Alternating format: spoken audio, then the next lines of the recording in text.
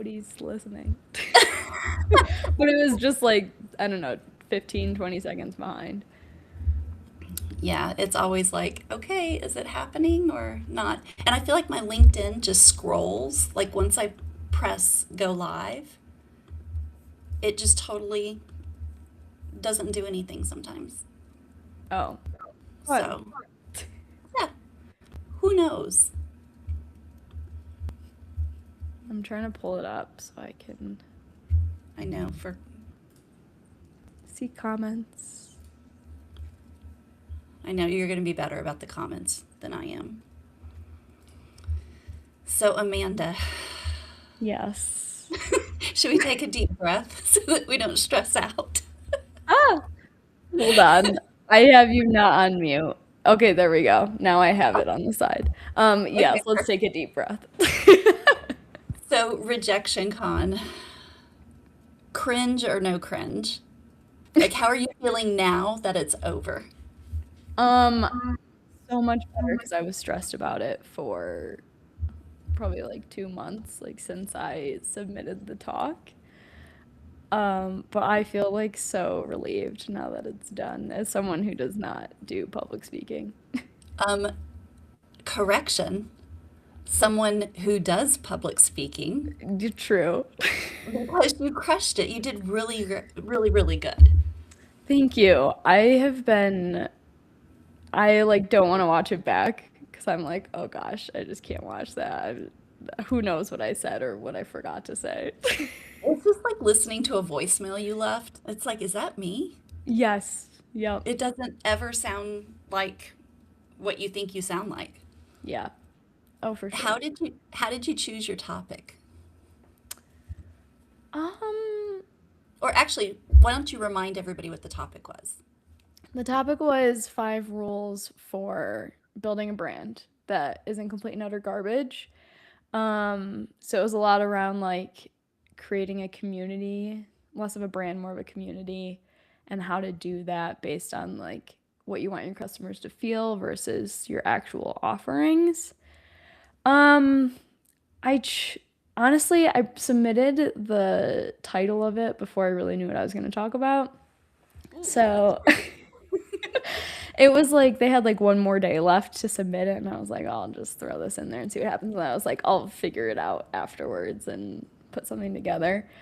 But I have gi- given this talk twice before. I feel like one, we've done the like workshop at Finn, and then I also did it at my last company.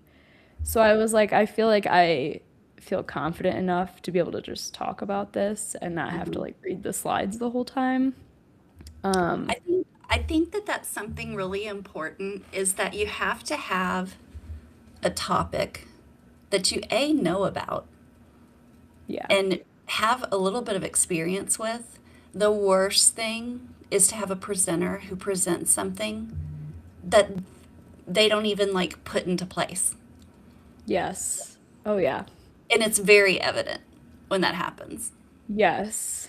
And it's like one of those things where, and I know it happened to a couple people in RejectionCon, but like if your slides for some reason stop showing or something like that, it's like if you don't know what you're talking about, you can't just like keep rolling with it. You're like, wait, no, I need my slides or else I can't continue this talk. Which I was like, I do not want to have to do that. So, My biggest thing now, and it happened with Jamie Greenwood last week, is sometimes I lose my words. And I'm yeah. like, just be real and be like, you know what? I had a thought. It is like, just completely left the building. Yes. Yep. Another dean had talked to me like a few months before Rejection Con, I think when he was trying to get me to submit a talk, and he was basically like, you should have just like one presentation that you always give, but you kind of I don't know what the word is, redo Reinvent it it. a little bit depending on the Yeah. audience. So it's like you have one for like salespeople you're talking to, one for marketing people, and one for whatever. So I feel like that was also really helpful advice because it was like, oh yeah, I can just reuse what I've already done because Yeah. probably the other people have never seen this before anyway. So When I was consulting if you don't know this about me, I wrote a science book for the state of I Texas. I did know that, which is amazing. What not really, but anyway, um, that's before Chat GPT, so I actually wrote it. Yeah, Um, for, impressive. well, for those listening, my daughter was 2. She had RSV, and I was teaching, and the school year was coming around, and I'm like, I don't want somebody else to determine if my daughter's breathing okay. So I quit teaching. And that night, a publisher called me and said, "You've been recommended. I need someone to write a fifth grade science book, whatever." So I put my kids to bed at 8 o'clock at night and I wrote till 4 in the morning for 5 months straight. Wow. Okay, I didn't know all So this. yeah, I would sleep from like 4 to 8. And then when they would take a nap, I'd bring my son to kindergarten. And when she would take a nap, I would take a nap. But anyway, I was like, it's kind of like college. It's like you can get through anything if you know there's like a short time frame to get it accomplished in. Anyway, so I consulted for 4 years where I traveled around Texas and gave these presentations. I promise there's a point to what I'm saying. But it was one presentation for the whole year because I gave it to different school districts. But every time I gave it, I always learned more from the audience and I would add that. And then the next time I gave it, so I would speak like 30 times a year in different, Yeah. locations. But I think that's really good advice that Dean gave you about you've got this presentation and just keep building on it. Yep. Yeah, and I already submitted it to another place, which I know you also submitted a talk. Even though like afterwards I was like, I'm never doing that again ever in my life. But What what advice would you give to someone that was in your shoes? Like you haven't done a talk with a certain audience. You've been asked to submit a talk, but literally every time you think about it, like your palms sweat. What would you tell somebody? I would say practice it multiple times. I practice it probably like 5 times beforehand, like the 2 weeks leading up to it. I probably didn't need to practice it that much, but it like even if it doesn't make you better at the presentation, it makes you feel better, I think. Um, and then I'm glad I started with a virtual talk and didn't just like immediately go out on a stage somewhere. There's something that feels like a lot less pressure when you're just like sitting in your normal desk and your normal clothes and you can't see anyone's faces. It's like you see the chat, but like you kind of feel like you're just on the Magic School pod with Mary. Oh, that's so It's sweet. like relaxing a little bit. It's still a little stressful, but I think if I had just like gone straight to a stage, I would have been like, oh gosh, there's like, because I Yeah. think Dean said there were like 40 people-ish in it, which doesn't sound like a lot online. But if you're like in a room with 40 people, it's like, oh my God, this is too much. I had somebody tell me if you're super nervous, like you got to change it to you're not nervous, you're excited to Yeah. share what like the thoughts you have and the ideas and what you've learned so that you can help other people learn. And so Yeah. like if you can kind of shift that in your brain, I don't know if you ever did you ever watch Ted Lasso? Yes. Rebecca would do her like power pose and like Yeah. do her like pull all the energy from the earth into her soul so that she could go in with I think it was always like all the male owners and she was the only female, which is very intimidating sometimes. Yeah. But And very I think relevant to tech. she's one of I know. All the women in the room raise your hand. Uh uh hold on, let me show you Where are they? right there. Did you Just get that one. from Olivia? I did. Thank you, Olivia. I know she's watching, so I've had more fun with these. I was gonna try to like pick up my drink with them, but then you see my real hands unless I go down here. I was trying to catch up on some of your previous episodes and I watched Olivia's and I was just like cracking up. It was so good. Yes. So I will tell you now, PAX 8 Beyond is coming up, and the one thing that Rob Ray is like a legend in presenting, and I know they're already in Salt Lake City, and I guarantee you he's already on that big stage practicing. he will tell you, you practice it until you literally, it's just ingrained in you. It's just muscle memory at that point. Yeah. And so he's presenting to what, 2,500 people? And Yeah. he's been doing this. I think I've known Rob since like 2014. And it's just always been amazing. And his thing is like, there's no excuse to get up there and not know your content. Yeah. I think when I was practicing, I I feel like I practiced until I wasn't taking notes anymore. Because, like, when I first started, I would, like, talk through a slide and then I'd get to the next one and be like, oh, wait, I forgot to mention this. So I would, like, write it down. And then, like, basically my goal was just to, like, practice it until I didn't keep being like, oh, I need to write this down to remember it. So, Yeah. kind I of the think that's same great. thing. My big thing with a live audience is you have to have participation. Is like Yeah. you feed off of the energy in the room. And I've actually called out a room of 60 people and I'm like, "Hello, I'm up here. Yeah. Okay, everybody stand up." And like I made them stand up and literally turned it into my classroom again. Mm-hmm. And like you have to like lighten the feeling in the room, I guess. And it's always the worst to get the first presentation after lunch. Everybody is like, Yep. it's like food coma is setting in. So, yeah, I think that is big. Is you got to feed off your audience, and you've got to get your audience involved. I know Yeah. that when I invited Victoria on, she was like, "Okay, I'm gonna do it. Like I'm not comfortable doing this, but I'm gonna do it," and she killed it. So, like, Yep. I think the biggest thing, it's kind of like you just got to jump in and, Yeah, they always say like you should do things before you're ready to do them. oh yeah, if Um, it's not scary, it's not, yeah, you're not making progress, I think. yes. I also don't And know that I then, would have ever been ready to do it, so it was like now or never.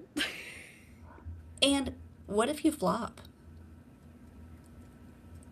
I that's what I kept trying to tell myself. I was like, nothing is going to happen if it doesn't go well, so there's no reason to be stressed about it. Like worst thing is people are like, yeah, that was a bad talk. I won't go to one again. Like Right.